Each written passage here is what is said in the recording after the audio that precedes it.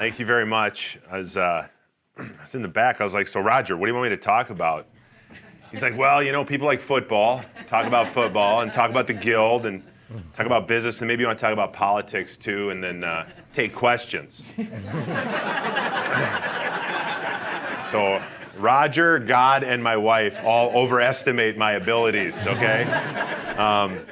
But so great to be, and so great to see all of you. I've been a member of the Guild for 3 years. You're probably like, oh, I haven't seen you at any meetings. Because I haven't been to any. It's kind of what I do. But I joined the Guild, and I remember when I joined, Roger called me and he said, well, why did you join the Guild? I said, well, I think this is a great thing. I think it's really important. And so I just wanted to be supportive. And I was telling somebody tonight, I was coming here, and I asked them if they wanted to come. They couldn't, but I said, yeah, I don't know if there's going to be like 5 people or like 100 people. There's like more than 100 people here. This is absolutely fantastic. So I'm going to try to go fast, I guess, and cover everything that Roger wants me to cover. I did play football. I was a lineman, so if you're like, I don't remember you, I get it, okay? It's not like I wanted to be a lineman, okay? There's no 10-year-old kids kneeling down tonight saying, dear God, please make me an offensive lineman. That's not a prayer that God has ever heard. But I grew up in St. Paul and loved sports growing up, like a lot of young boys and young girls, and just played everything but wasn't any good at anything. And then I got to the 10th grade, and I was like, well, I've tried every sport possible except football. I might as well give it a try, and that's where I discovered 2 gifts that God gave me. He gave me the gifts of getting in people's way and grabbing onto them. Very important skill set to have as an offensive lineman. Grabbing, not holding, okay? Sounds nuanced, but there's a big difference between grabbing and holding. So, and was just lucky. It was just something I just loved to do, and grew up in a very, I'd say, healthy family, healthy sports culture in our family. It was never about, I was never on any all-star teams. In fact, I never won a trophy growing up. I was never on a travel team. It was always just about, best effort. My parents, and I'm fortunate, I'm 46 years old, so I grew up in a time when sports was still there was some sanity left in youth sports. If you have kids in youth sports, you know what I'm talking about these days. But it was just all about, just trying your best. And I don't know. I just kept eating and working out and got big and strong, and ended up playing for the Minnesota Vikings for 15 years. And there's those signs that you see once in a while. You'll see them in your kid's classroom. Everything I need to know about life I learned in kindergarten. My sign would say everything I need to know in life I learned playing football. And there's 2 things 2 lessons I want to share with you. One was when I got to the NFL. It was crazy. Like I was a Vikings fan, my whole life growing up. And then here I was, like 4 months after the Vikings season ended, I was walking into the locker room as a member of the Minnesota Vikings. I was like, this is crazy. Like a few months ago, I was in my dorm room, like cheering these guys on. At the end of the year, throwing stuff at the TV, because that's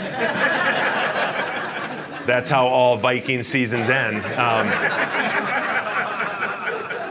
But I went there, and I had this idea, like, this is going to be awesome, man. I'm going to be rich and famous, and I'm going to do this for a living. It's going to be great. And, I found out real quick that guys in the NFL, they're really, really good. Like, they're a lot better than the guys I played against in college, like Yale and Princeton. It was a little bit different skill level. And I remember after the first couple practices, I was just like, there's just no way I'm going to be able to do this. These guys are way too good. It was almost embarrassing. And so I was like, well, I can't quit, So I was like, I got to play this out until the end of training camp, and then they can cut me, and then I can, go start my life. But the thing that I noticed that every single day at the beginning of practice, the whistle would blow, and we would do this thing that was called individual period. And everybody would break off into their position groups, and you'd practice your fundamentals. And every single day, we did the exact same thing. They moved me to center because they were like, "This kid, you're not good enough. Like, we don't know where to put you. But you should try center."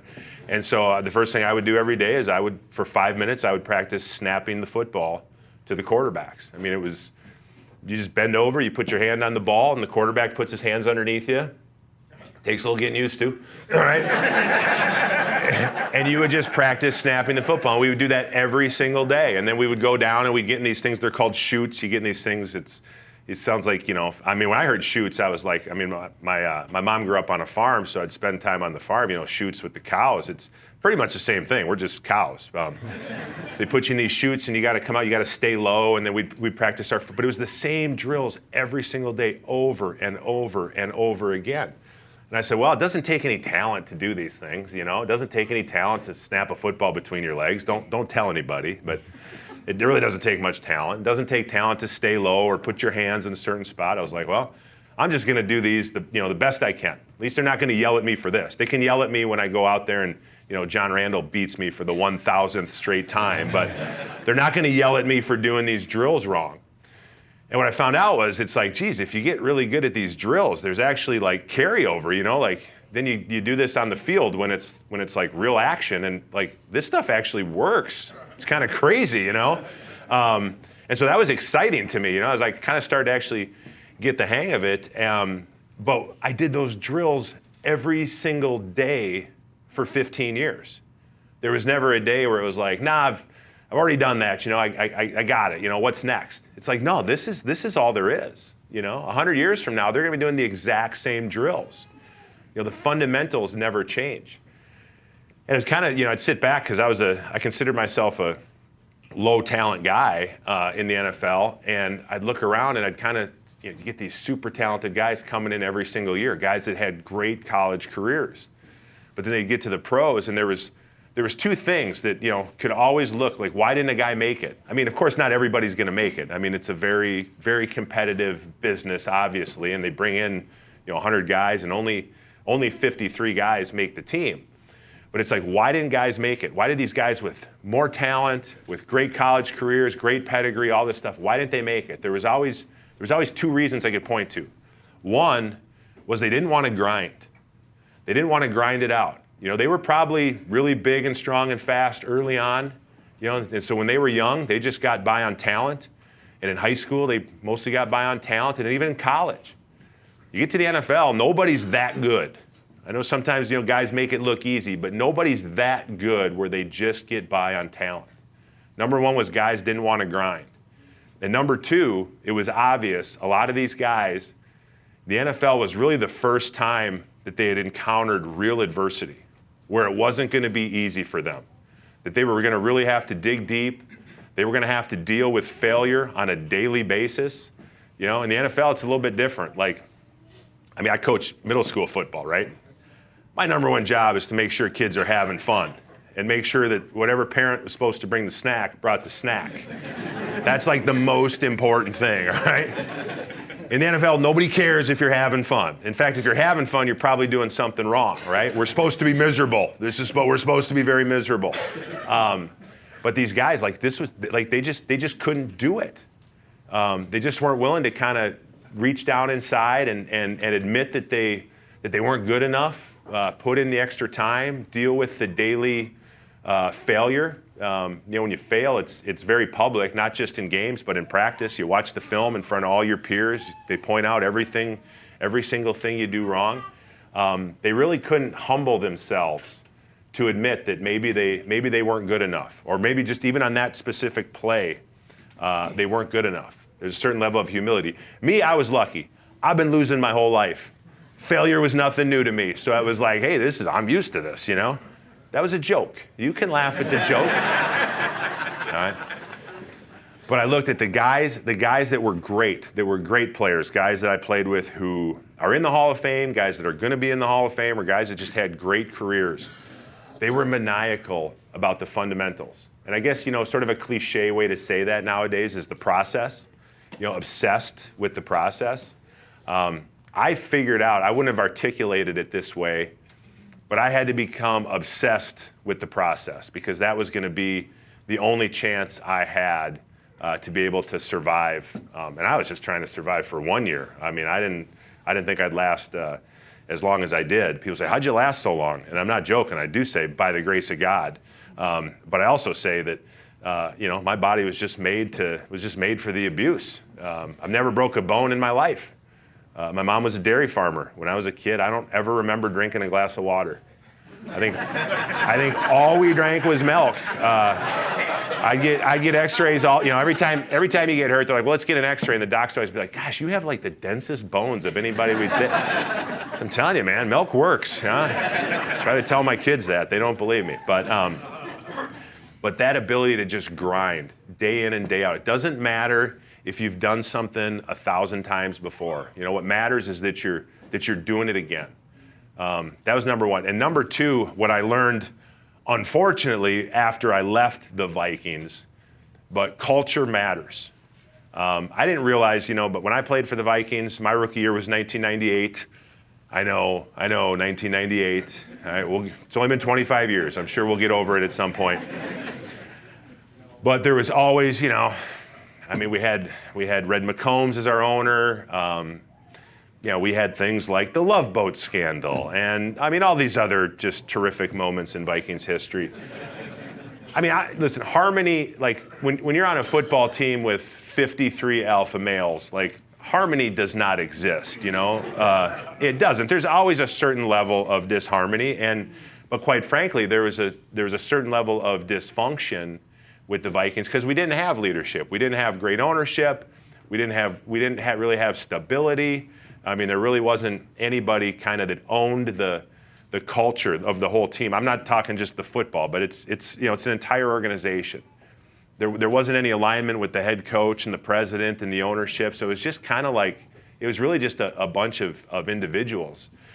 Quick story, there was one time, so I said harmony doesn't exist. Like the locker room's it's a pretty raw place sometimes. Like I would call my wife during lunch from the locker room, and she'd be like, it sounds like you're in prison. And I'm like, did you date a guy that was in prison? How would you know what prison sounds like?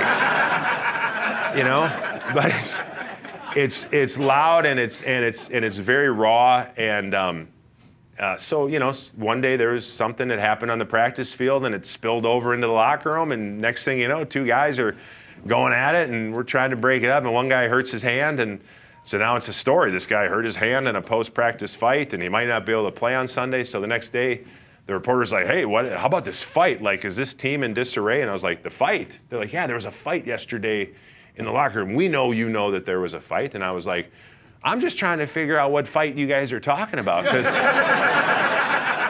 there's been like 5 fights this year. You guys didn't hear about the other 4. This is how it is, and this is how it was. But when I went to Baltimore, I wasn't really looking to leave. I'd played here for 11 years. Life was pretty good. As I knew I was towards the end of my career. It's like, well, it just, I just went to. Really, the only reason I went to Baltimore was because I was just trying to milk the Vikings for a few more bucks. If you're a free agent, you need 2 people to want you. I only had 1, so when they called, I went out there. But I sat down across from this guy, John Harbaugh, and it was just amazing. The way he was talking about, he just kind of kept it real simple. He's like, it's like we're just going to work as hard as we can work and get as good as we can get. And we got this thing. It's called Play Like a Raven. It's our thing. It's our identity. It's our brand. And if you follow football at all, you kind of know that the Baltimore Ravens do have a brand. It's a rough and tumble outfit. They pride themselves on playing a very physical, kind of ugly brand of football. They really don't care.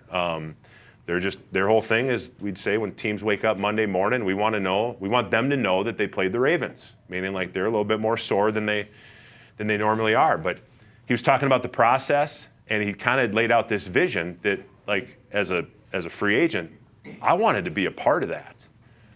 That was appealing to me. I was looking for sort of something fresh, something new to motivate me in the latter part of my career. And then all of a sudden we just start talking about faith. And I was like, whoa. I was like, well, this is cool. Not that it's weird to talk about faith in football. In fact, the locker room is probably one of the few places in America where you're actually like encouraged to grow in your faith when you're at work. Every team I played for had a team chaplain who was there all the time. 3 out of the 4 head coaches I played for were Catholic, so we had Catholic Mass in the hotel the night before the game. There were all these Bible studies going on, like Mondays, Wednesday nights, Saturday nights. It really is like a place. Half the guys have Bibles in their lockers, and it's a place where, it's a thing. Nobody hides it, and it makes sense. A lot of people are surprised by that, but it makes sense because, football's a couple things. Like, it's hard. It's a really hard game.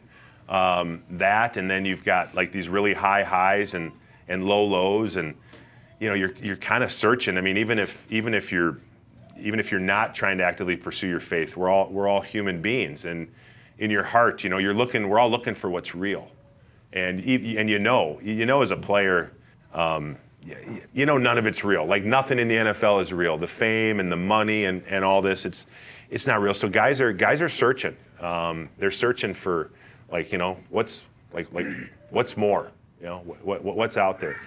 But I started talking with John about faith, and he was talking about it's important, and I was just like, man, like, this guy, he's a stud. His brother's a little crazy, but John's the real deal. And I remember I called my dad. John's like, well, here's the contract. Like I'd been there a half hour. He's like, sign it. And I'm like, listen, man. I'm like, I got a hamburger named after me in St. Paul. Like, although I don't anymore. They pulled it off the menu when I ran for office. I'll get to that in a second. But I was like, I need to think about this for a second. He's like, take my office. He's like, do whatever you got to do. I'm leaving. And he left, and I'm sitting in his office, and I was like, it's like the size of this room. And I was like, man, this is a nice office. And so I called my dad, and I was like, I'm kind of my MO is sort of like ready, fire, aim. I don't always think things through. I was like, I better call my dad. And I said, I think I really want to play for this guy. And my dad said, well, just do it then. And I was like, all right, I'm doing it. And I signed it. And then my agent called, and he's like, what the hell's going on? I just heard you sign it. He's like, I didn't even see the contract. I'm like, I'm sure it's fine. And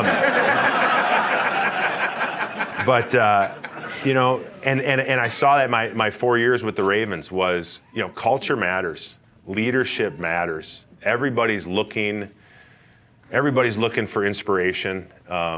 Everybody's looking for leadership. What I saw, it's kind of, I'm not going to give a leadership talk. I don't have time, but it was really incredible how John, he was who he was. He made no apologies. He would come in, you got to give there's a team meeting every day. So every day you got to say something to the team. And, by like the time November rolls around, one, everybody's in a bad mood, no matter what, because you're like, your body hurts. Every day you're in pain. Number two, everybody's always yelling at you. And like number three, you're just like, you've heard it all, right? Like, what do you say? John would come in, sometimes he'd take, hey, this was in my reflection this morning, I got to share it with you. He'd read us scripture. He'd talk about Civil War. Sometimes he'd show us YouTube videos of like the lion hunting the antelope. Whatever it was, right? And he was like, hey, maybe this doesn't do it for you. That's okay. He was very honest, very transparent. He was very, like I said, he was who he was. He made no apologies, but he let everybody else be who they were too. In fact, he encouraged it. He always say, let your personality shine. And we had some huge personalities on that team. Huge. But he encouraged that. And what I took away from that is, and that had been my experience everywhere I had gone or with all the coaches I had played for. But like, we spend a lot of time working. Like, who wants to go to work and have to be somebody they're not, or have to kind of temper who they are? Like that's no way to live, right? And I think by John allowing that, I think he brought out the best in everybody. Wasn't always pretty, there wasn't always harmony. There were some good old-fashioned Donnybrooks, because guys were being who they were, and other guys were kind of tired of seeing that guy for who he was. It would happen, but we had a saying. After games, he'd always say, "Well, it wasn't pretty, but it was us." And I think it's a great lesson for football. I think it's a great lesson for business. I think it's a great lesson for life, right? Like, know who you are and be that person. And one of the great things about the Catholic faith is we're not confused. We know exactly who we are. No matter what, no matter rain or shine, it doesn't matter. We're all beloved sons and daughters of God. And that's who we need to be, regardless of what the scoreboard says. That doesn't change. So really those two things, grinding and culture. And the last thing I'll say about culture too is, on a football team, right? 53 guys.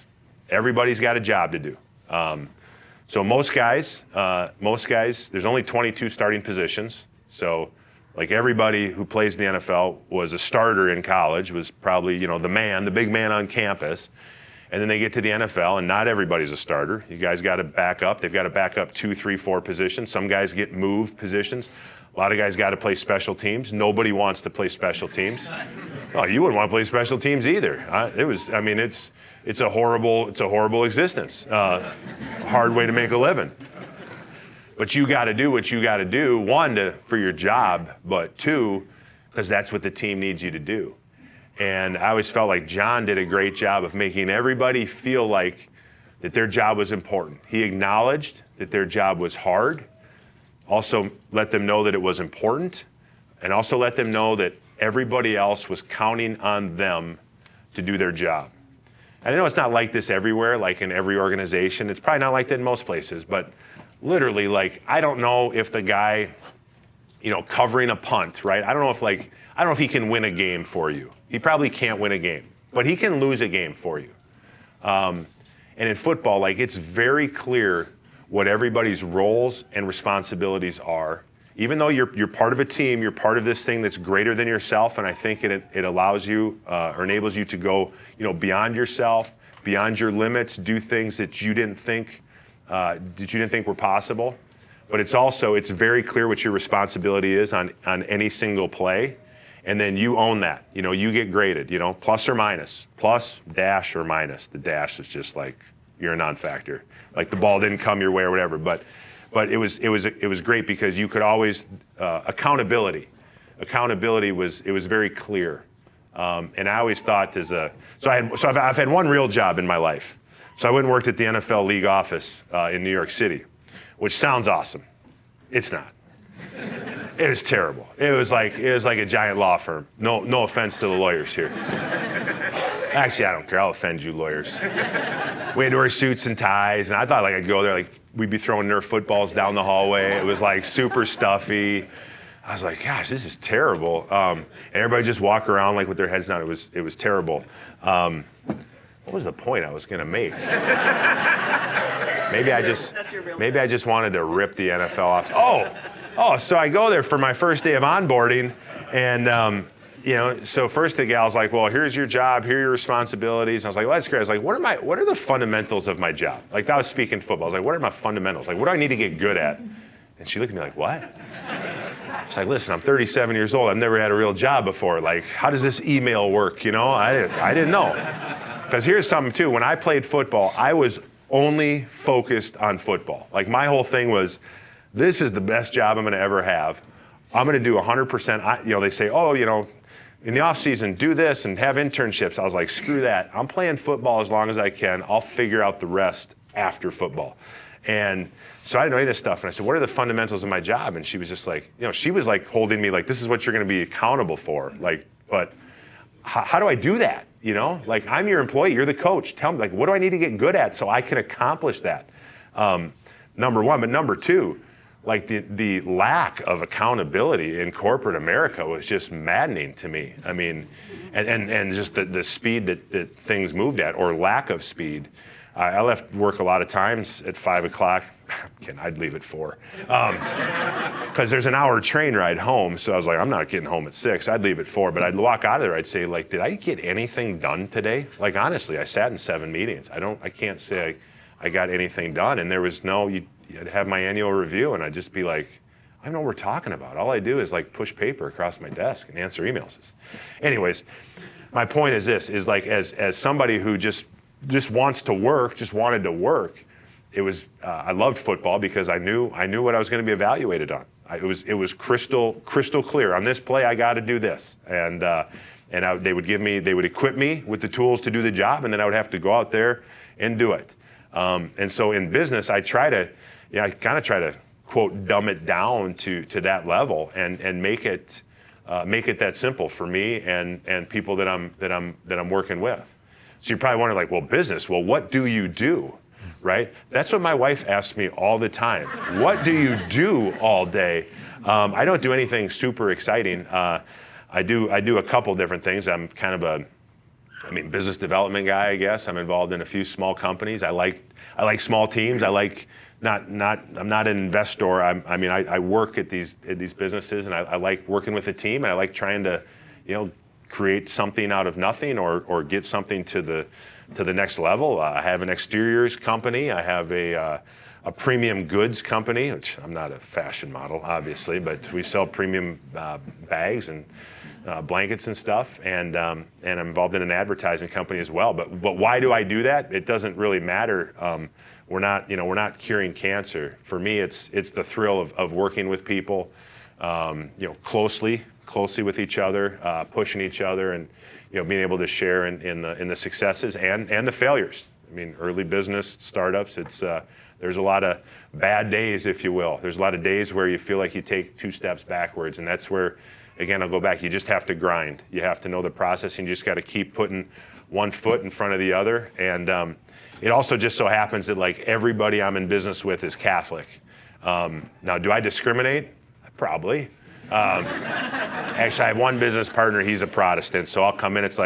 I'm like, all right, today we've got to go over like the forecast for 2023, our buy plan, and then we're going to talk about the Virgin Mary. And I'm serious, and I do.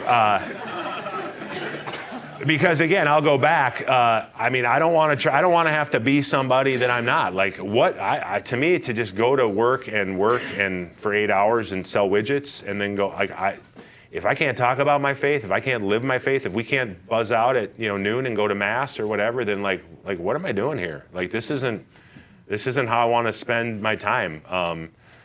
Profits are great, but there's things that are a lot more important than that. And I joke around that I discriminate. I really don't, but it's just kind of funny. Like, just seems that people that I get connected with, they're Catholics, and they're serious Catholics. And then as you grow the business and you bring in more people, you're like, yeah, that guy's great, and he's Catholic, or she's Catholic. It's God's funny like that. I think it's amazing. But again, I think it also goes back to being who you are, living out who you are. You don't have to tell somebody, but if you just do it, then I think they know that, and then you attract the same people. Something else I'm really passionate about is Catholic education. I have 8 kids, as was said, so I was like, man, it'd probably be cheaper for me to start a school than to send my kids to Catholic school. So I got, again, God's funny, was a co-founder of Unity Catholic High School, which is in Burnsville. Have our first graduating class this year. What do I know about starting a school? Absolutely nothing. But I think I know what good looks like. And so we're really excited. We've got our first graduating class this year, as I said, 9 graduating seniors. We have our first banquet this Friday, because we opened up in the fall of 2019. Shortly after, there's this thing called COVID happened. Not sure if you guys heard about that. And Matthew Kelly's coming to speak at our banquet this Friday. So it's kind of a huge, it's been a grind. Let me just say that. It's been a grind. But when it comes to Catholic education, I know there's all these great organizations, and as Catholics, this is what we're called to do, right? Is to be the hands and feet of Jesus in the world and support all these. There's a lot of great people doing great work, but as far as a long-term strategy is concerned in this culture war, I don't know anything better than true, vigorous Catholic education. I read a great quote the other day. It said, sooner or later, the world is going to ask our kids who they are. And if they don't know, the world is going to tell them who they are. And so all the more reason to support Catholic education. And, it was a great blessing for our Catholic schools during COVID, where, for the first time in 50 years, enrollment in Catholic schools actually went up. So, but that's been an amazing project to be a part of. And again, it's kind of, everyone says, oh, Unity's Matt Birk's school. It's not Matt Birk's school. Trust me, if it was my school, it would be out of business like day 3. The one thing being a lineman that I've learned is that you need teammates, and I think how to be a good teammate. It's incredible how when you say yes to good things, it's kind of one of my mottos is just say yes to good things, and you don't have to have it all figured out. It's just amazing if you're doing good work, if you have a worthy mission, who shows up to help, and who, not just who shows up, but when they show up. God's never late, but he's rarely early. Like it was 3 weeks before school, and we're like, we don't have a science teacher. I think we need to teach science this year. And then the most amazing science teacher shows up. It's like, God is good. And last and least, politics. So I said I just say yes to good things. So sometimes I say yes to not so good things too. I ran for lieutenant governor this past year. No, never wanted to run for office, but very concerned about where our state is headed, or where it was headed back then. Now I'm just hysterical. But I don't believe in coincidences. I was on a plane coming back from Florida actually, and my wife was all excited because she says, "Oh my gosh, Scott Jensen's on this plane," and I was like, "Who's Scott Jensen?" I don't know who Scott Jensen is, and met Scott Jensen, and he asked me, he goes, "Are you running for governor?" And I said, "No." I said, "Are you?" And he goes, "Yeah, I'm going to run." I said, "Well, I'd like to support you," and because appreciated how Scott was showing a lot of courage, standing up, and at great personal risk to himself, and so it's just kind of helping him out a little bit, whatever that meant. And then he asked me to be his lieutenant governor, and I said, "No, that sounds like a horrible job." And then he came back like a month later, and he's like, "Hear me out," and again, it was just kind of admiration for what Scott was doing and all the arrows that he was taking. I was like, well, listen, if this guy's doing it, I can do it. And I thought that he was the only one that had a chance to win in the state, given the current landscape. So that was a heck of an experience. If you think politics is bad and dirty and corrupt, it's worse than you think it is. There's bad guys and gals on both sides, not just the other side. I wish I had some great wisdom for you as like how we turn this state around. I don't. Just pray a lot right now. Get involved. Well, get involved. Yes, I would say this is the get involved. I don't know if we're ever going to win the governor's office anytime in the near future. We need to focus on local races. I think that's maybe where we fell asleep a little bit. It was great that, love or hate Scott Jensen, he did create a movement. There was an energy behind his campaign that no Republican we've never seen in the state before. If you could have measured voter ferocity, I might have just made that up. If you could have measured voter ferocity for Scott's voters versus that other guy, it was off the charts. But so there was a lot of excitement and stuff, and I think there was a belief that we could win. I thought we were going to win for a second, but I think we took our eye off some of the local races, and losing those seats. Now this is kind of like our worst nightmare. They've got all 3 branches, and they're just doing whatever they want to do. So get involved. I would say get involved at the local level, and support your local candidates. And there, you can really make a difference. You're running a statewide race. Gosh, I wish I could tell you that it was an exact science and we knew exactly what we were doing.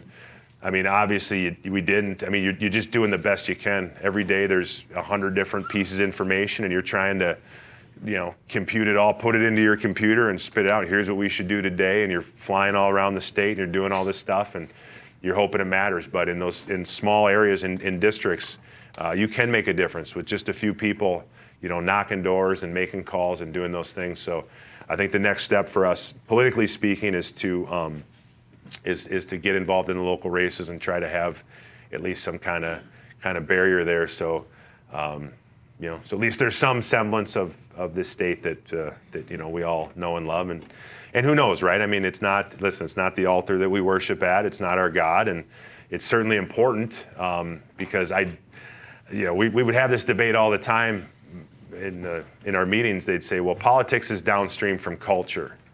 And I'd say, I don't know. I mean, I think nowadays, I think politics is actually upstream. That politics now politicians are celebrities, right? And now we can make laws and policies that I think actually do affect culture. I mean, you look at what's happening in our public schools, right? Like, don't tell me that stuff's not going to affect. They're trying to affect the culture, trying to affect our kids. So, that's my politics talk.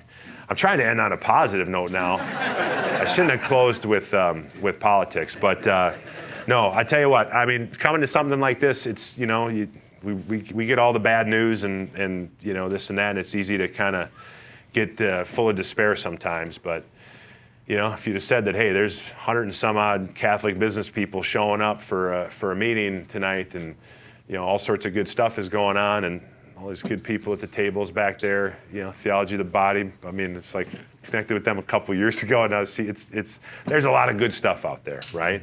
And we are an Easter people, and so we don't just like work to make things better. I think we have a hope. We have a real hope. My old boss, Roger Goodell, that guy I worked for 2 years, terrible boss. No, I'm just kidding. He's a good guy. He's really rich. His saying was, hope is not a strategy, right? In business, hope is not a strategy. But for us, for our culture and for our lives, it's we do have a real hope that things are going to get better. And we're not. There's only one guy. Only one guy's job was to save the world. None of our job. We just need to do what we're called to do. That starts with, I think Mother Teresa said, if you want to change the world, go home and love your family. Starts there, and then wherever it grows from there. And this is a great way, I think, for all of us to multiply our talents together. So, Roger, good job starting this. Having me come speak, I don't know if that was a good idea or not. But last few minutes, I'd love to take any questions. Yes. So you mentioned just being maniacal about the fundamentals, and over time, especially in the NFL, you see a lot of ego come from that. How do you balance that from being able to speak up? Sure. Speak up. Just being maniacal about the process. How did you make sure not to get your pride over, unchecked over that time while getting better throughout the process? Oh, my pride it was out of control for a while. I mean, my story is, I was kind of full of myself, but on the inside, I knew that, it kind of had everything I wanted, but I was not happy. I was actually dying on the inside, and, God was working on me. At that very moment, He put this beautiful woman in my life who I became rather smitten with, and she became my wife. And when I met my wife, I had a drug problem. My wife drugged me back to church. So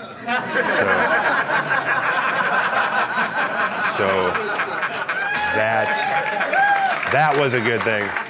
But also for me, the best thing for me was playing at home. I'd come out after games. My mom and dad would be there, my brothers, friends, and they didn't care. They didn't care how much money I was making, or they thought it was cool. Like, hey, this is cool. Like, we like getting these parking passes. We like, this is cool. Like, keep doing this. But they didn't really care that I played for the Vikings. They loved me for who I was, not for what I did. And I'll tell you what, I know we can rip on athletes all the time for big egos and blowing money and this and that. I mean, isn't that like what all 25-year-olds do to a lot of them, whether they're working construction or playing in the NFL? But so I was just very fortunate to play at home and have that support system around me. Be brief, brother, be brief. As to maybe speak a moment about resiliency, and if there was an earlier failure that you experienced that allowed you to push through a greater failure later on in your career. Well, like I said early on, it was brutal. I was on a team. That '98 team was awesome, and I would go to work every day for 2 years. I wasn't a starter, so I was a backup. So when you're a backup, you're basically there for the starting offensive line, for the starting defensive lineman to just beat on you all day. So for 2 years, I would go to work, and every day my job was to block John Randall. Like, everybody, like, oh my gosh, it's so awesome, you're playing for the Vikings. I'm like, do you know what a center does? Like, I knew every day I was going to get up. I knew what I was going to do, and I knew John was going to be across me, and he was just going to kick my ass every day. Quick story, one day, it's like halfway through my rookie year. I'm like totally depressed. I mean, we're winning, everybody's happy, but I mean, my days are just like, it's just horrible. And I was in the lunch line getting my food, and John comes walking in, and John was like, yeah, I mean, he's not right in the head, you know,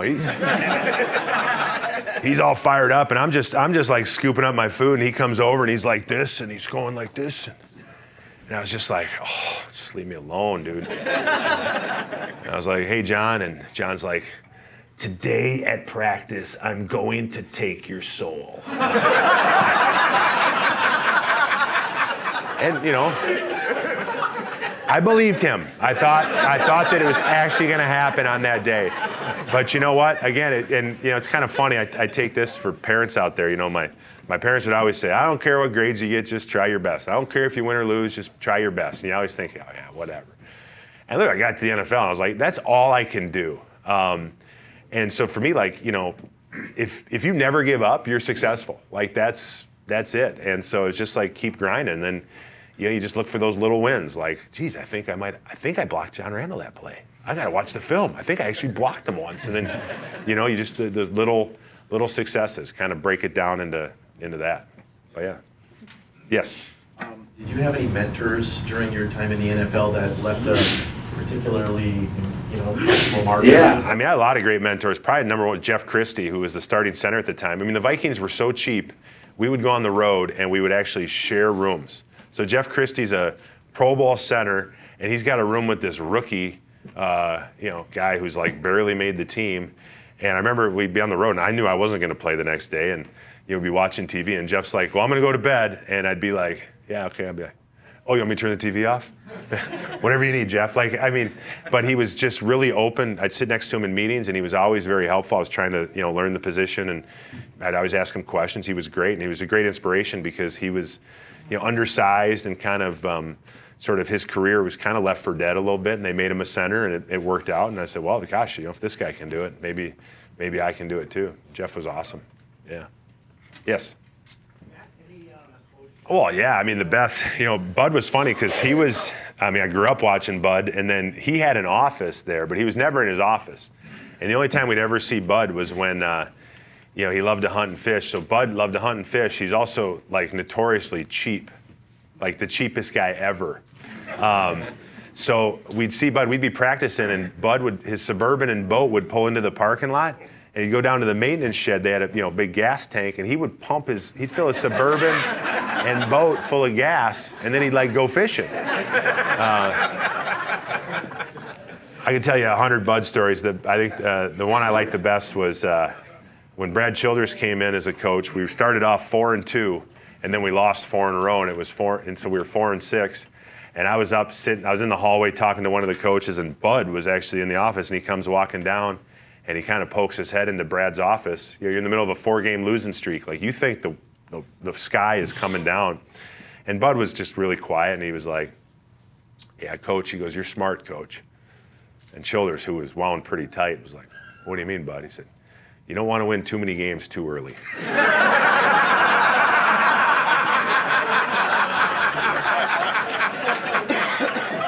Yes. Was maybe one of the contributing factors to the flourishing of all these Bible studies and such is that you guys are all away from home for months at a time. You know. I think that's definitely part of it, yeah. But it's just, yeah, I think you're away from home. You're looking for camaraderie. You're looking for truth. I mean, the NFL, it's a wild ride. It's a wild ride, especially if you're away from home and you're young, very untethered, and you get pretty loose pretty quick. But yeah, it was great. Now, not a ton of Catholics in the NFL.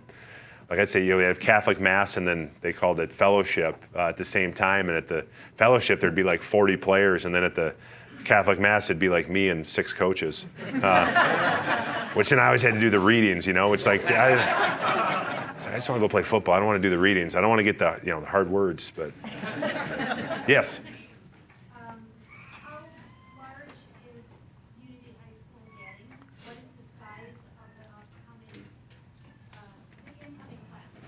Yeah, so right now, Unity Catholic, we have 65. In fact, we just became an archdiocesan school this year, so we say Unity Catholic. Yes, big deal. 65 students now, graduate 9 this year, so next year we'll probably be around 80. And our facility, we're We're at Mary Mother of the Church, which was originally built to have a school, never had one.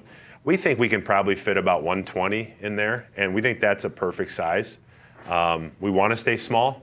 We want it to be a place where there really is a true sense of community, where you kind of have to figure out how to get along with everybody, because you're going to see everybody. I joke around and say, well, we got to stay small because you can't mass produce excellence, right? You got to stay small. I'm an amateur marketer. But one of the greatest things, and this is all God, so you talk about, kind of being in a, so what builds unity, right?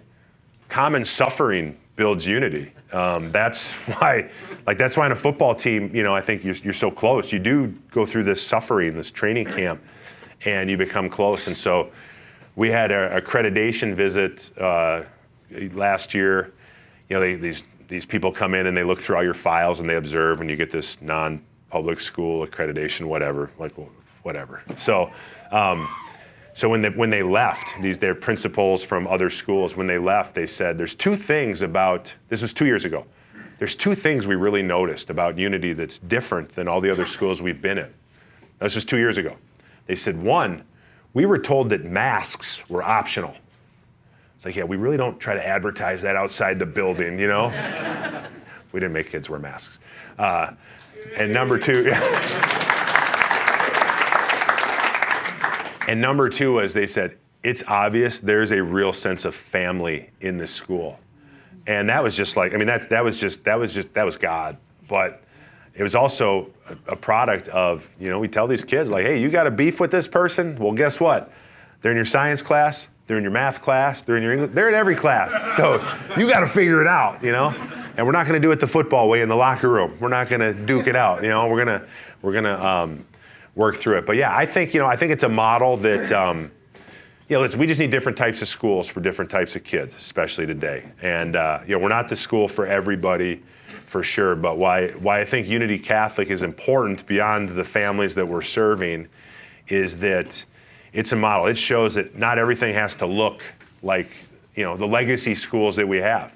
This was years ago. I asked somebody. I said, "What does it cost to start a Catholic school?" They said $25 million. I was like, seriously? Like, yeah. They're like, I actually looked into it. They said their church said $25 million. It doesn't take 25. We don't have a football field or a hockey rink or a gymnasium. It was just a group of people that kind of came together and said, hey, we should do something. And we've talked to people, a number of groups in Minnesota. I talked to a guy just the other day in West Palm Beach, Florida, all over the country, kind of saying like, let's rethink education. Let's rethink how we educate kids, but also let's rethink what our schools actually look like. It doesn't have to look like how it did when all of us were in high school. For most of you are my age or slightly older, right? And so I think that's why it's important too, because one, it better serve the kids, but two, right? Catholic schools are already targeted, are going to continue to be targeted by some groups. So we kind of need to be nimble and versatile, and it can work. It can work. Yes, last question, I think.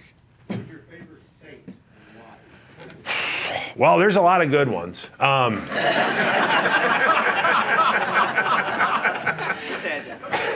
Probably say St. Thomas More. St. Thomas More was my confirmation saint, and I loved him for his courage, for standing up to King Henry, but also. And it's one of those stories that probably didn't happen, but you can't say that it didn't happen. Right before he was going to be beheaded, he said, well, hold on. He goes, allow me to remove my beard. My beard did not commit treason. Therefore, it does not deserve this fate. So he's kind of a smart aleck, which I really identify with. Thank you very much, everybody. Thank you, Roger. Thanks for having me. Yeah, my pleasure. What's up, man? How are you? Good to see you. Yeah. How are you? Good to see you. Yeah.